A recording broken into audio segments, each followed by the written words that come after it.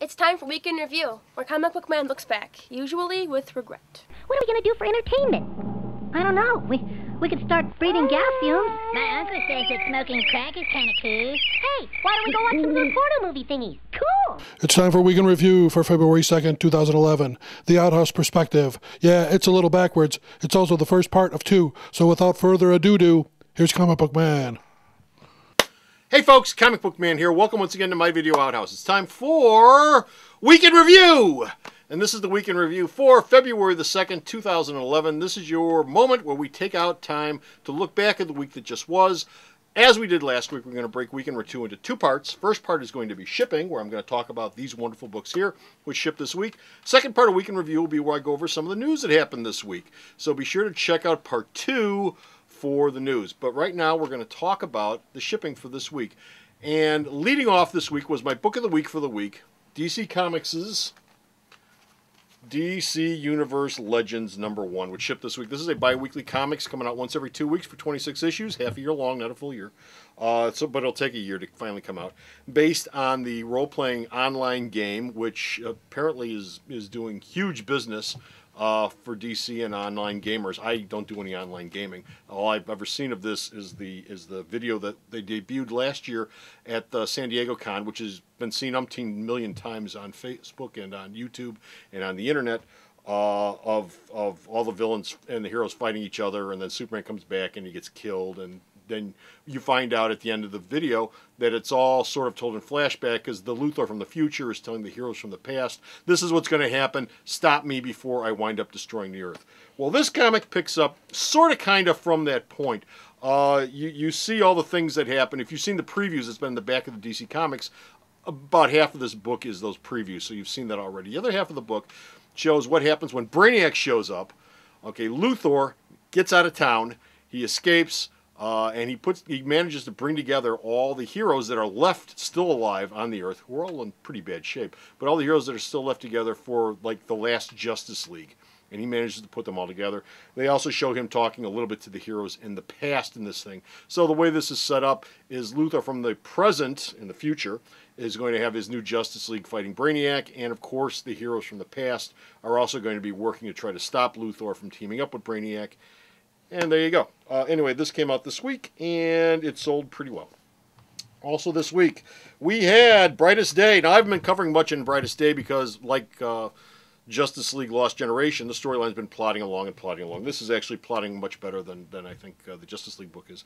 But the reason I'm bringing this out is Aqua War starts in this issue. This is essentially the big Aquaman story arc. And Mira's people, who are from another dimension, are on Earth, and they invade Florida, and they're starting an Aqua War. And this comes under the heading of spoilers, kids. So if you don't want to have a spoiler ending given away, Run screaming out of the room run screaming out of the room. But the one thing happens to Aquaman that you sort of kind of knew was going to happen at some point. I'm just surprised it's this soon. And of course, it's this. Oh, surprise! I hope it doesn't mean he's going to grow a beard and start going bare-chested now. We need to get that on some ice right now. About time he got that hand hacked off. Somebody get that claw ready. We need that Triton.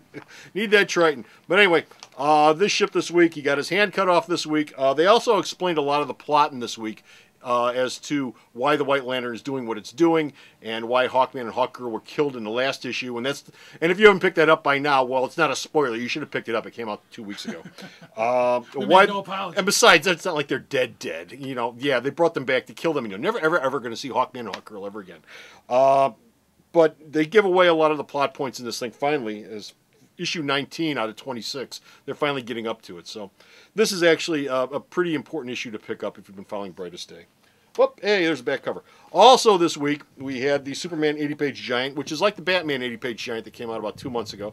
It's a bunch of brand new stories, no reprints. It's a whole bunch of brand new stories by a bunch of different creative people, folks who don't normally work on Superman. There's a cute Bizarro story in here. There's also a Mad Hatter story in here. Yeah, Mad Hatter. He's a Batman villain, I know. There's a Mad Hatter story in here. And a Supergirl story in here. And you know what? It's a pretty good book. I didn't read all the stories. I read a couple of stories, and it's a good book. It's a mixed bag, like the Batman one. They all weren't winners in the Batman book either, but there are a lot of good stories in there, and I think it's well worth the $5.99 price point that they slapped on this sucker. Also this week was 40% off last Wednesday here at the store. Legion of Superheroes Annual #1. This is the reteaming of the Levitz and Giffen team, which of course made a big name for themselves back in the mid 80s on Legion of Superheroes, and then they rebooted the book. Giffen did, in that miserable future dystopian Legion where they were all adults and the world was shot to hell. But they're reteamed here for the very first time, the two of them together since those days. Giffen's art on this thing Giffen's always been an acquired taste. I've never liked his art all that much. He's always had a strong Kirby influence. If you like Jack Kirby, pick this up because this is heavily influenced by Jack Kirby. Oh, you think? As far as the art goes. Yeah. It looks right out of Kirby's book. It's heavily influenced by Jack Kirby, but and I'm saying that as a positive thing, not as a negative thing. But the story I haven't read it. I just flipped through it because like I said, Giffen's work never did all that much for me. But I like the fact that there's so much homage work done here to Jack Kirby in this thing. So it was interesting for that. And you had the last issue of Time Masters, Vanishing Point, which shipped this week, where you find out finally how Batman disappearing ties in with this storyline, and this whole thing is nothing but a catalyst to Flashpoint. A whole bunch of stuff happens at the end of this, which is supposed to kick into Flashpoint, and the next issue of Booster Gold, and a lot of reveals in here, which I'm not going to give away, but a lot of it has to do with Booster Gold's parents and future kids. Also this week, Marvel did ship books. Yes, they did. Marvel shipped books, and they shipped this Deadpool Cable #26, as everybody may remember. Deadpool and Cable once upon a time were teammates. They ran together. They had their own book together. And this is Deadpool going to Cable's funeral. It's very sad. And Cable's not dead. And talking and coming up with a brilliant idea of how to pay homage to his former partner. But it involves killing a lot of things. You betcha. This came out this week. This is a .1 story, Iron Man 500.1. This is a jumping on point. All the .1 books are jumping on points. This is basically a great big old recap of Iron Man's life. Tony Stark sits in here and he reminisces about the time he was drunk, the time he was out of the costume, the time he built War Machine. He talks a little bit about the Transformers age for Iron Man. He also talks about when he first met the Avengers, and when he wore the gray armor, and those problems with Stain. And it's a jumping on point. It's a recap point. It's a running in place point. If you've never read an Iron Man comic, this is the one you want to pick up.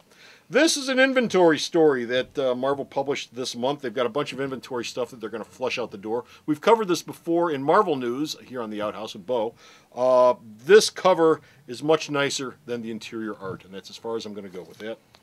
Marvel cranked out yet another Stephen King Stand miniseries starting this week. This is #1 of 5 for No Man's Land, The Stand. And finally, the last issue of Savage She-Hulk, or She-Hulks, or whatever this is, shipped this week as well. And so that's over with 2.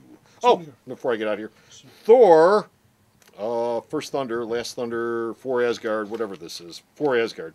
The title's covered up. Shipped this week. This wraps up this mini-series. So the trade paperback will be out in a week or 2. Indies. Dynamite. Last week, this was 40% off as well. I mentioned this. Kato fights Godzilla. It's not really that. It is, but it isn't that. Kato fights a guy in a giant Godzilla monster suit. If you know your Japanese monsters at all and your American monsters, the suit makes the guy about as big as the original King Kong, the 1933 version, who was much smaller than Toho's Godzilla, who's like 35 stories tall. He's about 18 to 20 feet tall in this thing, which is big, but it's an exoskeleton suit, and he goes through New Century City and he causes some havoc. So this is much easier for Kato to deal with than a 35-story tall giant robot monster. But anyway, that came with 2 covers this week. The cover with Kato jumping and the cover with Kato eating a pizza with the giant monster in it. Also this week from Dynamite, we had The Warriors, #5. This wraps up the Warriors miniseries, the official movie adaptation of this movie that came out back in 80, 81, 82, I think. I forget when it came out. It almost took as long to get this miniseries out as it took for the movie to come out 30 years ago. The first issue of this book shipped on February the 18th, 2009. That's right, a 5-issue miniseries that took 2 years to come out. I hope you Warrior fans are happy, and I hope it was worth it. Dynamite, or whoever did this, should be kicked in the ass around the block for an hour and a half. 5 issues, 2 years. Also this week from Dynamite, H2O, which looks for all the world like a contractual obligation book. This is a science fiction story set in the future where water is become scarce and a valuable commodity, and thus the title H2O. I have no idea why this thing was done or why it was put together. It smacks of contractual obligation, though, somewhere along the line by somebody. I'm not saying it's not bad. I haven't read it, but it came out this week. Oh, and it has a $8.99 cover price. Oh, $8.99? Comic Book Nancy's glasses. $8 or $6.99. I can't read it. But it came out this week, and it's square bound. Infestation over in the IDW universe. Infestation Transformers #1 of 2 came out this week in 2 glorious covers. Continuing the Infestation event over at IDW. All of the Infestation first issues are going to be 40% off here at Alternate Reality. Star Trek is coming in this coming week. It's 40% off here at the store. When G.I. Joe comes out, it'll be 40% off, as will Ghostbusters. And then when we wrap this thing up, I'll probably do 40% off on the last issue too. From Image, Daiomu shipped, which is a manga-inspired comic from Image, and I know nothing about this. But the art is painterly, so if you like painted books, you might want to check this out. The whole book is painted. Bomb Queen came out. This is a piece of trash, folks. This really is. I don't normally say that about comic books. I'm not in the reviewing business. Sweet Dan Sweet is, but this is just a piece of trash. Why is this a piece of trash? Well, the entire series has been about Bomb Queen and President Obama and him getting into all sorts of trouble with her. But when I was flipping through this the other day, this is Obama at the end of the series in a press conference. He's missing an arm, he's on crutches, his eye's been gouged out, and he's having a press conference. I don't care whether you love the president or hate the president. I don't care whether it's Obama or Reagan. This is not how you ought to be portraying the President of the United States. I'm sorry. If it was Ronald Reagan, I'd feel the same way, and I didn't have a lot of use for Ronald Reagan, and I'm not getting into politics here, but, I have no interest in seeing this. I have no interest in seeing the President of the United States being turned into a crash test dummy and kicked around the block. I'm sorry. I grew up during the Kennedy assassination. I know what that stuff's like. It's not a place you want to go. Anyway, that came out this week. On the lighter side, Crossed Family Values wrapped up this week. We leave it up to you at the store, you want it or not. Crossed Family Values came out this week with a whole bunch of lovely... Oh, Sarah loved this cover. If you take a real close look as to where the flag is going at the bottom of the pole, you'll see that it's just an absolutely lovely crossed cover. Bringing us back to the wonderful days of Iwo Jima in World War II and our brave soldiers who planted the flag there. And, of course, you also had this wonderful cover on Crossed Family Values as well. Anyway, this miniseries wraps up. There's another one warming up in the bullpen for Family Values. And finally, I want to stop off at Kids Corner before we get out of here because it was a big week for Kids Corner. This, I mentioned last week in Kids Corner, was going to be the Kids Book of the Week, but I didn't pick it, and I'm going to get to that in a minute. But Uncle Scrooge number 400 shipped this week, an anniversary issue. 400 is a big deal for any comic. This shipped with 2 covers, okay, a painted cover, that's a virgin cover, which means it doesn't have any text or anything on it. That's this one. And this one, which is a wraparound cover, which is pretty cool. I like this cover. This is a really neat cover. The painterly one was nice too. I believe the painted one's a Barks cover, Carl Barks. But this is a nice cover too. Also, in the Kids Corner for this week, we also had, get my life back together here, the Book of the Week, which was Superhero Squad Spectacular, which is retelling of Secret Wars. Superhero Squad goes to the Secret Wars in one issue and one issue only. Marvel ought to do all their books like that. Of course, you had the second part of Archie and Sarah Palin go to Riverdale, which is just goofy fun, as opposed to the Bomb Queen stuff. This is just goofy fun. Okay, this is the second part of this.